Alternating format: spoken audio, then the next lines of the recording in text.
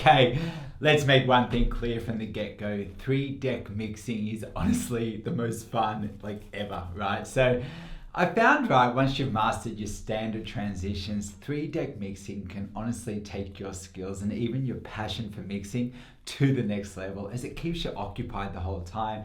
And it can actually be quite challenging, right? So 3-deck mixing, it's perfect for people that have already mastered the fundamentals and they feel they can do more. And it's actually really, really exciting as it pushes your boundaries big time. And at first, it actually requires a fair amount of mental focus, as you need to keep note of which track's playing and remember what you planned, because it is about, your plan. I'll talk about that in a second. But the thing is, in time, right, you get better as this way of mixing. It forces you to think more creatively, and it's a great way for DJs to push their comfort zone. Now, ultimately, right, it's going to make 2-deck mixing a walk in the park. Now, however, it is important to note, though, that if you do plan to play in clubs, most venues are going to have 4 channels mixers, right? So this is the norm.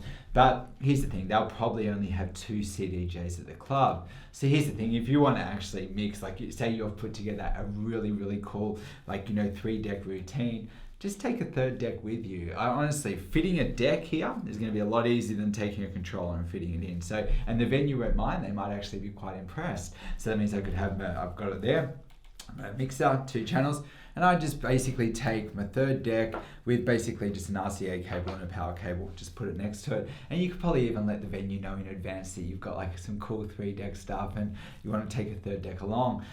However, if you just plan to play for yourself at parties and stuff and just want to try this at home, you can do this on a controller, but the thing is the controller will have to have 4 channels. And the beauty of some of the 4-channel controllers is you've only got 2 decks, one on each side, but you can actually do it so can load 2 songs onto each player. Maybe if you want something like that, maybe I could pull out my controller and bust that out and show you how to do that on a controller. So I'm talking mainly about the DDJ 1000 that has 4 channels, or anything that really has 4 channels. Anyway, in this video, I'm going to talk about 3-deck mixing, right? As what I find is, first of all, let's say using 4 decks, right? Really, people using the 4th deck are pretty much using the 4th deck for pretty simple stuff like playing beats to add energy to breakdowns, or perhaps even DJ name call outs and stuff like that. So I see that a lot. So I think, instead of thinking, okay, wow, let's just go from 2 decks to 4 decks all of a sudden, I think, first of all, I reckon just mastering 3 decks at first, it's plenty, right? But from there, you can basically expand at your own leisure, maybe bring in a 4th deck or do whatever. Now, remember, the only real boundary is basically going to come down to what you feel is possible and what you can imagine. So personally, right, if you have an idea, trust it, prepare it, and practice it. However, just quickly, right, let's say personally you do only have a 2-channel mixer and you have no real interest in mixing on 3 decks and you just don't feel ready. Honestly, there's no stress at all. Mixing on 2 decks is the norm. And if you go to any club, right, the majority of people are only using 2 decks. And every mixing style I've done, every video pretty much, except for the 3-deck one I did, it's pretty much, everyone's sort of doing 2-deck mixing here, right? So sure, there's a few people doing more, and yes, that kind of inspired me, and I'm like, yes, 3-deck mixing definitely renewed my passion. It's great, but it's not 100% necessary. And if you go to a club, 95% of people are probably just using 2 decks. So let's jump in. So first of all, I think a lot of people get really overwhelmed with thinking about 3-deck mixing. They're like, oh my God, where do you even start? So I have, in my course, I've actually just brought out this whole 3-deck mixing creative section where I break everything down. But this is kind of I guess, sort of a taste. But by the way, I just want to say one thing quickly too. These videos are definitely just me freestyling, right? Just having some fun. The course is a lot more structured and a lot more organized. And sure, I talk through examples, but it's without the fumbles. Sometimes I get a bit paranoid about these fumbles I make, but you guys have been very gracious and cool about that. So anyway, thanks. But okay, so this is just more like a concept to think about. Okay, how would you start with 3-deck mixing? So I'll paint a picture right now. Okay, let's imagine I'm playing a song here. Okay, and maybe the song's cool. It's got a cool build up and stuff, but then it goes to the drop.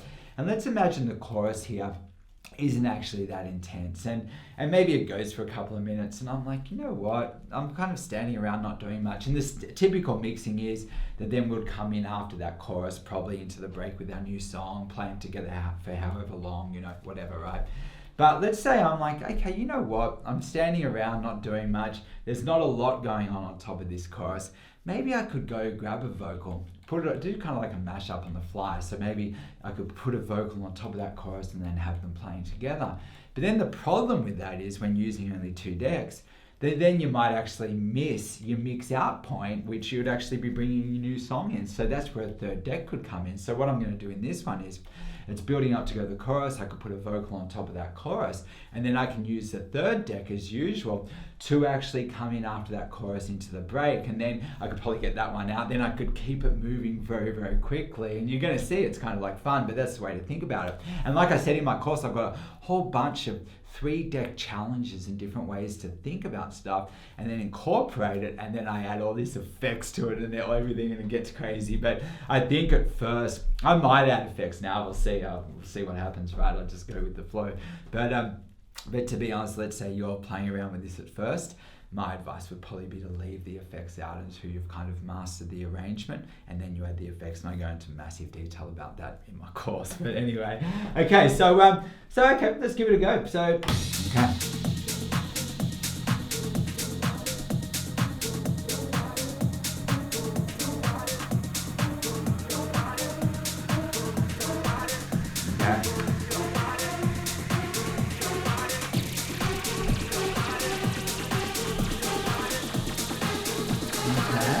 So vocal on the chorus, then mix out after the chorus into my new song.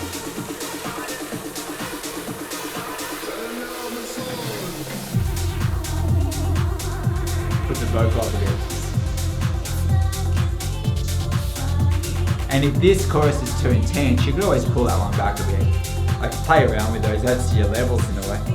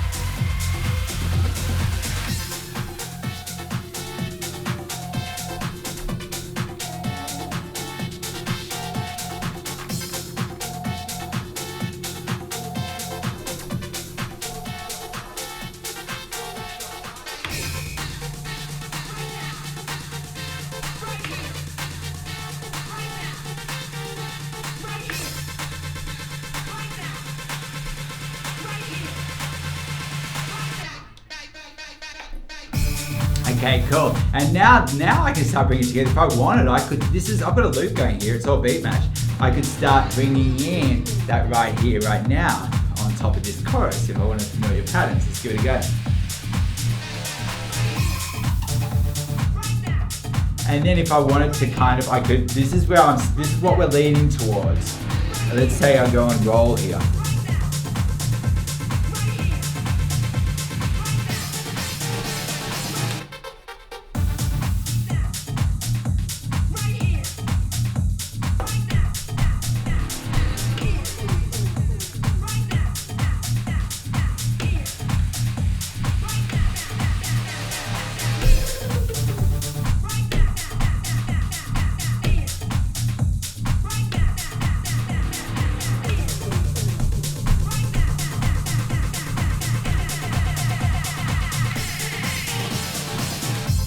Okay, cool.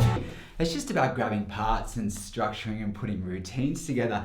And that's the funny thing, right? When you're seeing sometimes, like, DJs playing very creatively and mixing very quickly, what they're doing is they probably have actually got routines that they've put together. And I know I've seen a couple of people online, and sometimes you see them doing that same routine a few times. And a lot of people rip on that. They're like, oh, you know, like you might go see a DJ play live and you know what song's coming up next because you're a regular there and that DJ might always do the same combinations. And to be honest, from the DJ's point of view, I'm definitely not saying that I would never personally turn up and play the exact same set ever again. But I know sometimes that I have played, and sometimes I go and find songs that I really like, and I have got some like what I would call magic combinations where it's kind of like a little routine that I've done. And sure, sometimes I bust into my routine. So say for instance, like, okay, I know James Hype does a lot of this stuff, and respect, man, that guy's like, he's like really talented. But sometimes I've heard that Daft Punk One More Time and Losing It combination, and I'll be honest, it's a killer combination, right? But he has done it a few times, but there's nothing wrong with that, man. Like, it's like when you go see like a band, for instance, like sometimes, you know, they have certain arrangements, you know, and sometimes, you know, you might even go see one person tour and they might be playing the same set. James Hype's never playing the same set, but sometimes you've got a few combinations. And I personally think the more you put together combinations and like these, like there's this combination there, for instance, those three. But then once I've done that combination, then I could basically mix in probably after this chorus now into something, play a few songs, and then I could go to another combination. And what I'm talking about in my course is get a whole bunch of combinations, like 20 combinations, and you don't necessarily have to play that exact same set, you know what I mean? Where it's like combination. It could be, okay, more like you're jamming, you're reading the crowd, and you're like, oh, cool, I've gone into this song. Oh, that song leads into a combination, you know what I mean? Then you go do a combo, then you might come out, you allow a little bit of space, then you go to another combo. And it's putting all these different combinations in different ways. So that one there was kind of like, okay, putting something on top of the chorus, but then actually mixing as I would normally into my other song. But then when I went to that other song, then I've got another deck going. I could put a vocal on that, I could add some effects, and you know, I've done that one before. That is a combo. And that's the thing, sometimes when you're hearing James Hype that One More Time Losing It combo, it varies, you know what I mean? It's never kind of the same. And sometimes like it's just like, you know, there's maybe sometimes, well, it depends on interpretation. Sometimes you might think, oh, that one was the best, and this one's slightly different. And I reckon that's cool that you kind of freestyle your combos. So right then, that looping combo, well, I think I know in the past I've done it better. I know, of course, I've made it tight and broken that down and different things and exactly where to do stuff and adding it and everything. But all I'm saying is to get started, just do what actually inspires you, what you're having fun, and don't worry about judging what other DJs do and stuff like that. Make it more about finding inspirations, the sources of inspirations when you can, and then bringing it all together in the way that you play. And I think 3-deck mixing, right, can really, really open up doors for you. And if you haven't got, let's say you've got like, well, open doors, well, yeah, could open doors, opportunities, there's no doubt about that. That means you've got a point of difference. And when you're doing live streams, you've got 3 decks, there won't be many people doing that, and they'll probably be impressed by that. But not only, I'm not stuff what people think, right? I'm thinking more for you. And that is, I know, and this is why I'm sharing, because I know for me, I reached a plateau. I was, you know, I kind of moved away from DJing, became a teacher, and I did that full time. And for a long time, in my spare time, it's not like I'd be like, oh, okay, dying to hit the decks, because I'd sort of had that chapter. But then going into 3-deck mixing, it's inspired me big time. And yes, I love mixing without cue points and going on the journey. And for that, I'd probably be doing 2 decks. But I also don't mind preparing stuff and putting together routines, and 3-deck mixing really can be really exciting. So anyway, yeah, but like I say, if you don't have the 2 decks, if you've only got 2 decks, well, maybe this is kind of a reason to step it up. And if you're struggling with anything, really, anyway, I don't mean to push my course, I do love it. I know I see the response I get, and I'm pulling anyway. I don't want to promote it because I know promo is not cool and stuff. I just love it. So anyway, yeah, that can really help you. Just check out the site, I guess, see if it appeals to you. Anyway, okay, love doing these videos. Hopefully that's been kind of inspiring, gives you an idea of a way to think about it, something to move towards. And anyway, appreciate you being part of the Club Ready tribe. See ya.